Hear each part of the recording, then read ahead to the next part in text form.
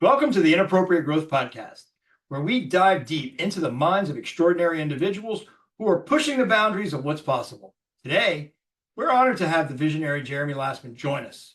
From his groundbreaking work at SpaceX to his pioneering theories on imagination theory, Jeremy has dedicated his life to igniting the human spirit and unlocking the power of passion.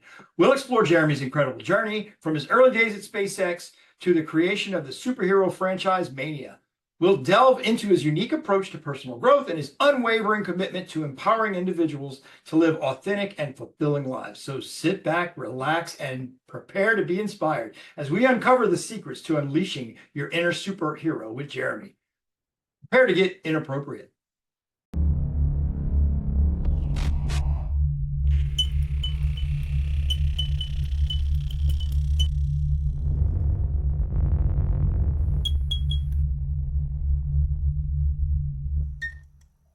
Welcome to the Inappropriate Growth Podcast. I'm Paul Angelle, your host.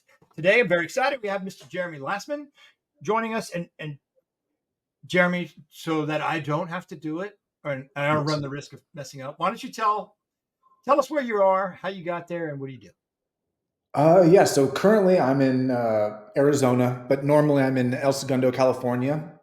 And I grew up in California and worked at SpaceX, actually. I was able to get an opportunity to work at SpaceX right out of high school, actually, when they were a startup. And it was like the perfect, couldn't have asked for a perfect first kind of job after during college to really sink my teeth into that startup atmosphere and the greater vision and mission that Elon was bringing with SpaceX as a private rocket company. And it was basically my passion for technology that got my foot in the door. And yeah, that kind of kicked off uh, my entrepreneurial career, which was after SpaceX. And today I'm here representing a company, and yeah, I'm eager to dive in. Can you share a pivotal moment, maybe in your childhood or early on, that sparked your passion for innovation and personal growth, or technology, as you said? I can go back and really see that um, my initial attraction was actually to video editing in seventh grade. Uh, and it was more along the lines of really like kind of being antisocial and wanting to have something that got me out of all the other stuff in school. And so I really immersed myself into video editing first. And then with that brought the need for all this computer stuff. And as we were talking with, I built my own computers. It just, I really got into technology and uh, the tool of it, like really harness, like learning what this was that we have now. Um, I would look over my dad's shoulder while he was doing his CAD design growing up, and watch him, move the 3D models around, and um, just yeah, I think I just fell in love with the tool of technology and what computers could do, and I kind of joke that early on computers really couldn't keep up with how fast I wanted to go. And then as technology got better, it got better at hanging with how fast I wanted to use it. And so I kind of watched that evolution happen with, how fast I wanted to go and could make things happen. And then seeing that kind of change over time. Um, yeah. And personal growth really didn't start actually until uh, college, I would say, or pretty close to maybe the end of college, because I I really didn't think about myself. I was more kind of a people pleaser, and going through kind of just with blinders on, just to the destination, and then uh, kind of mentality. And I wasn't really into personal development until then. Um, and then that's when that sparked and all that stuff happened. I can relate to the whole high school experience. I was an athlete, so I played sports, but I Yes. would secretly hang out in that AV lab, which was Right. great because having having a friend group in the AV lab meant Hmm. I was studying with people who had higher expectations of grades than, the football and baseball players were like, okay, we need a 2.5 or we were ineligible. So 2.5, we're there. Good. We're down. And these Yeah. were people who wanted a 4.0. So while I didn't achieve like the 4.0 students, I was way ahead of, any of the marginal athletes that were my normal friend set, but they didn't Nice. even know where the AV lab was. Right, right. Yeah, that I can. I did baseball too. I was a pitcher.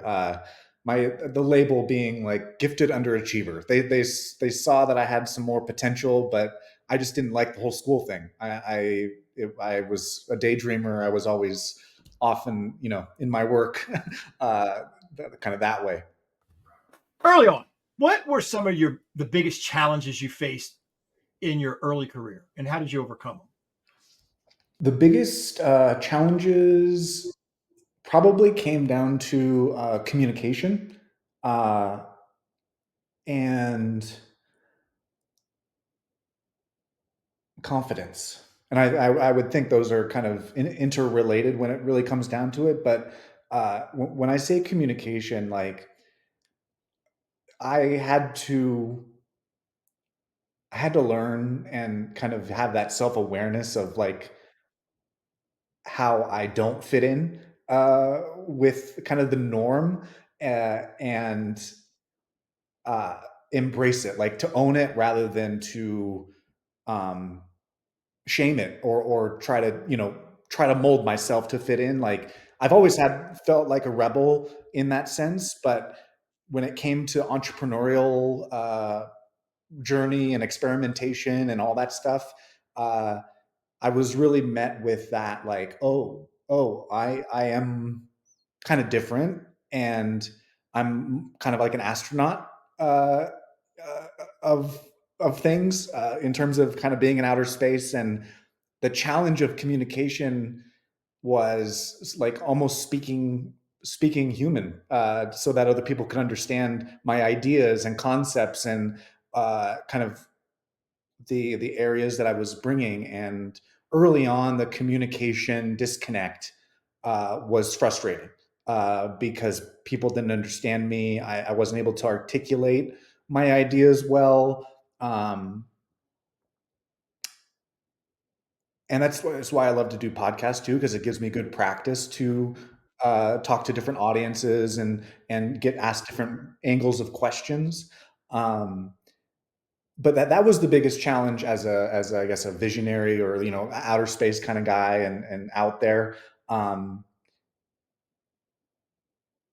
and then connecting that to just the confidence to own what I was bringing and the work that I'm here to do.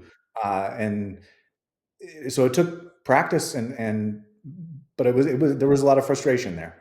You talked earlier about SpaceX, and I want to ask about that. Yes, What was it like working there, and where did you learn? What did you learn about yourself, and I guess maybe the power of teamwork in your time there? it was electric. I mean, the especially when we had our launch attempts and then the first successful launch. Um, that atmosphere, that buzz, the focus of everyone around that mission. I don't have much to compare it to in terms of, it was very early on in my experience, but like the level of talent, and I got to see firsthand the doubt, from not necessarily from all the employees, but like maybe on social media or early on there, of, oh, he can't do that. And then they would do it. Oh, they can't land rockets back, uh, reliably. Oh, then they did that. So I got to see like, he can't do that. They can't do that, to doing it to no, they can't, to like all along the way. And just to see that magic of um, proving everything wrong, and doing maybe not in the timeline that they initially said, uh, but just to witness that, to be a part of it. And then you're asking, so I got to basically report directly with the CIO. At the time was Brandon Spikes, and he basically kind of was my mentor, apprentice in the IT, and kind of gave me the rope to, you know, go teach yourself how to do this and get this task done, even though you've never done it. Uh, he was he saw that I was a fast learner, and provided the opportunity to prove myself.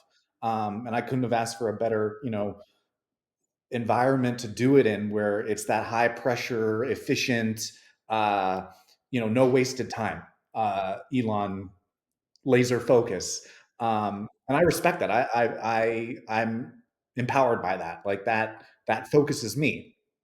Um, and then I got to kind of grow in responsibilities, especially in the startup. And I went to marketing and helped them with video editing and production, and the webcast for the launches, and kind of got to do marketing and IT kind of simultaneously through that. Um, I loved it. I loved it. It was an amazing experience, and it taught me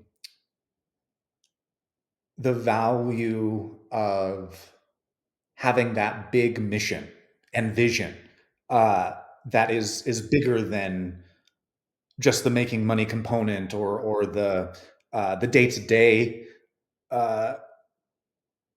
tasks and projects and things. To elevate and see the greater vision fueling it, compared to like maybe a company that doesn't necessarily have that, that's more mechanical and just on the ground in that sense. More risk To be averse than bold. Yeah, yeah, exactly. That, um, to me, provided like that extra passion for what we were doing. It sounds like what you saw there, what you witnessed, or what you experienced was, rather than Yep, being in a business setting that was focused on being risk averse or careful, they were they were bold. I mean, how exciting to work somewhere where, let's not let the fact that we don't know what we're doing, or the fact that it's likely exactly, impossible, exactly. dampen our confidence and have us not try. And that's that's not always the best strategy, but it's great to see it and see it actually work. Let's talk about imagination technology. Can you explain the concept and and how it can accelerate healing, freedom, and mastery? Yes. So, I was just watching. Actually, speaking of Elon, his they had a Neuralink presentation. They're doing that. You familiar? It's the AI that's just connected straight to your brain. Right, the implant technology that they're doing. Yeah. So they were using the language of like the brain being a biological computer, and so we're taking that and really taking it seriously. And so we're imagining the brain is like a computer, and right now, um, it's running like an old version of software that lends itself to stress, anxiety, frustration, negativity. It's old software that was designed for a different purpose of survival of the fittest, and linked to how we needed to protect ourselves before technology. But the problem is, it's like running Windows 95 today. We wouldn't do it because it's old, it would be sluggish, it would be filled with bugs, it would chug. But that's what's happening to a lot of people, uh, in terms of running this old survival of the fittest software that is tied to natural selection, which is nature is happening to us and it's random, and we have no power to change it. Imagination technology is like a new, better, upgraded version of a mental operating system, one that's designed for today's and the future, of where we have technology and our intelligence today, and it's for conscious evolution. Um, so the things that used to feel uh, difficult, the tasks, the problems that plague people, no are easier to handle because you have a new operating system, and so you can solve problems more quickly. There's less stress and negativity bombarding your inner space, your inner climate, and you're able to operate better. And so, imagination technology is a new operating system that is engineered for conscious evolution rather than natural selection. Threats were really designed to be within our a perimeter of our senses. That was what the threat detection was for. Is there a tiger about to kill me in my vicinity? But our intelligence has taken that to time. So now we're putting threats in the future rather than our immediate surroundings. Mania. Hmm. What inspired you to create a superhero franchise, and how do you see it contributing to the conversation around mental health? So this was a project. This was actually after SpaceX. I took a lot of time. This is when I was doing personal development and really asking myself what do I want to create? What do I want to bring? What's the meaning of life? Uh, and so Mania was really the kickoff of my creative entrepreneurial journey, especially when we talk about more allowing myself to be an artist when I didn't necessarily feel like I was one, traditionally speaking. Uh, so Mania was brought about from my own discovery, self discovery, especially as I would make transformation, like my own inner transformation, and change some of the really negative things that I thought about myself or felt about myself. Um, things that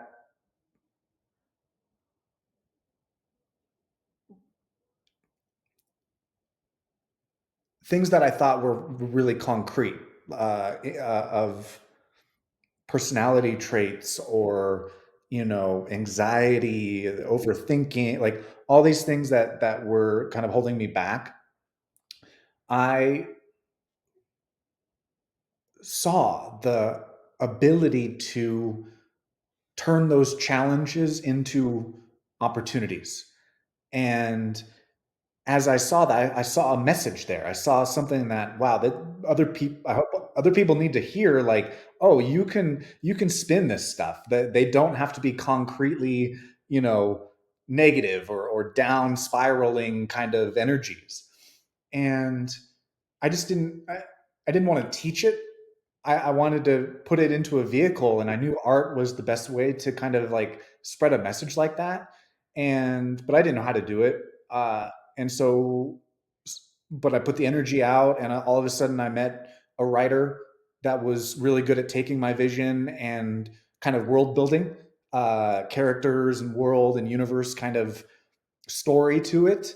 And then we really jammed about the idea of it being a comic book franchise, one in which kind of took a different spin about how superpowers can develop, a more psychological spin rather than, you know, uh, Get bit by a mutation. radioactive spider. What was that? You're not getting bit by a radioactive spider.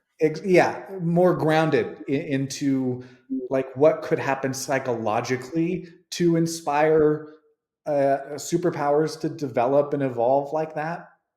Um, and so we put a lot of time into, yeah, developing kind of our core uh, grounded approach to how superpowers could develop, and then a story unfolded there. Brought one of my best friends in since first grade. Like we're to he's a more traditional artist, drawer, uh, and another kind of another artist that would actually go on to win an Emmy for his work with the NFL. And we had never done a comic book, none of us, and so we came together and um, we made Mania, and sold it. Traveled to conventions. I got to speak at Comic Con San Diego on a panel. And you brought up mental health. It was a panel on mental health and comics. Uh, but that was really the mission behind it, was turning your struggles into your superpower, and empowering mental health through relating to these characters in different ways, and uh, their superpowers, abilities, and how they came to be. And so it was a great project. We did 3 issues. I didn't do the marketing that I probably should have, but I learned a lot as an entrepreneur and an artist, and um, it was uh, it was great. It's fascinating. In fact, as you're explaining the origin and how you were looking for the outlet, do you have any children? I do not yet. No. Okay. Well, um, what you're explaining is very similar to what I witnessed when I watched my children grow up, and I started to see the things I hated the most about myself being characteristics of my children. Like I would really overreact in a negative way when they did something wrong, and it happened to be they were doing something wrong and they were demonstrating something I disliked about myself. Because you see Mm. that, and it's I don't like this about me. I've worked for decades to suppress it, hold it back, and you're reminding me that you know I do this dumb stuff, and I don't want a reminder of it. So it's if you ever reanimate your franchise, a great storyline might be Mania finding a child that he didn't know about or something, and then seeing all the stuff all this journey that he got away from the negative and went towards the positive, and then only to find out that it's happening again. It's Mm-hmm. just fascinating. It really reminded me of that whole experience because Yeah. I've asked myself, I really tore Jeffrey's head off for wasn't really he didn't do something that bad. Right. What was it about what he did that Just like I had to do a lot of self evaluating, and hold I that finally string. figured it out. And then I would tell it to other friends, and like, oh yeah, when they do stuff I don't like about myself, I lose it. I Right. just lose. Like I don't like when I procrastinate. I see my kids procrastinate. I want to throw things. I'm like, what are you doing? Do it now, and then you can be lazy. Don't wait. Don't be lazy now, and then do it Oh, at the last you don't minute. love to hear that when you're. Yep, yep. Right? When I point that out to other parents, they say the same thing. And it sounds like you're seeing that same thing, things you didn't like about yourself, and turning a negative into a positive. I went Sure. through that same journey, but with Yep, kids. yep, yep. Let's talk about the Passion Company. What's the mission there, and how do you hope to empower individuals to tap into their inner power? So the Passion Company came about because the operating system, imagination technology, was my invention, and I know you're kind of interested in the backstory here, so I'll share a little bit here that leads up to this. But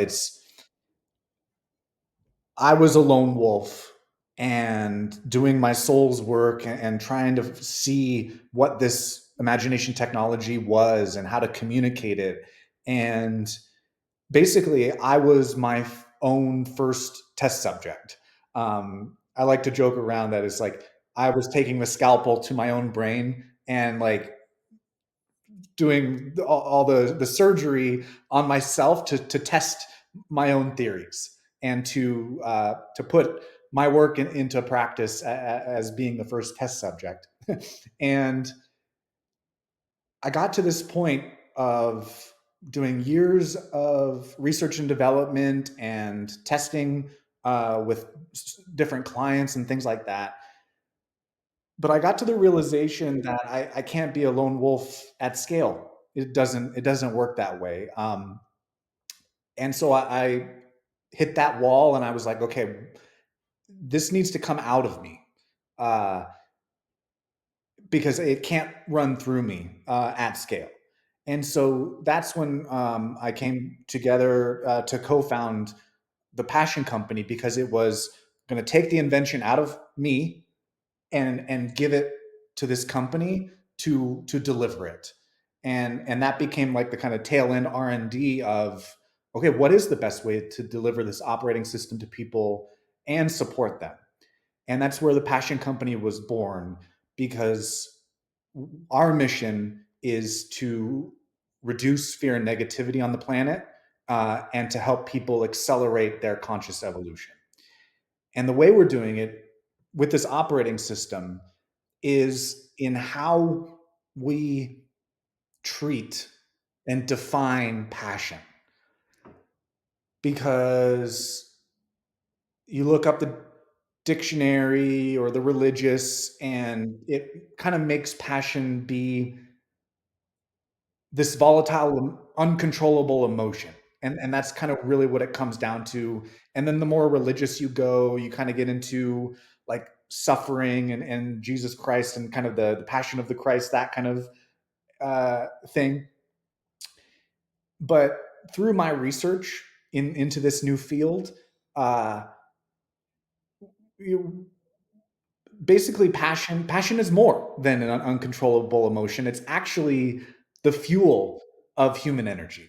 Uh, and that's a different worldview there, because especially as AI becomes more prevalent and integrated with our civilization, humans are going to need to know how they're original and unique, and uh, why we have a place in this universe next to animals and machines. And it's passion. That's what humans have that animals don't and machines don't.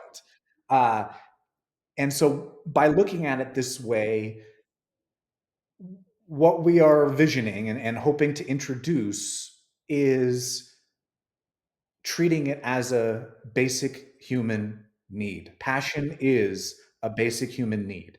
And with that, we see a new utility sector next to water, gas, electricity, all the basic human needs.